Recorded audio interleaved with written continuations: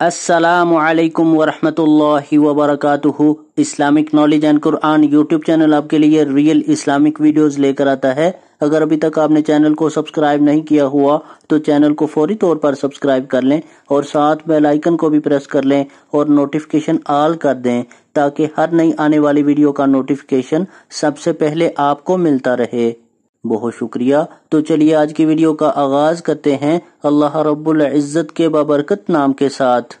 بسم اللہ الرحمن الرحیم۔ کلمات نماز۔ یہ کلمہ نماز ادا کرتے وقت رکوع میں 3 مرتبہ ادا کیا جاتا ہے۔ سبحان ربی العظیم۔ ترجمہ: پاک ہے میرا پروردگار جو بڑی عظمت والا ہے۔ یہ کلمہ نماز میں رکوع سے اٹھتے ہوئے ادا کیا جاتا ہے۔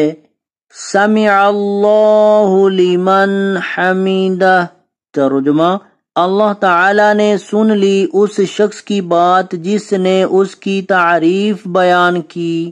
یہ کلمہ نماز میں تسمیع یعنی سمع اللہ لمن حمدہ کے بعد قوما کی حالت میں پڑھا جاتا ہے۔ ربنا لک الحمد۔ ترجمہ: اے ہمارے پروردگار، سب تعریفیں آپ ہی کے لیے ہیں۔ یہ کلمہ سجدے کی حالت میں ادا کیا جاتا ہے۔ سبحان ربی الاعلی۔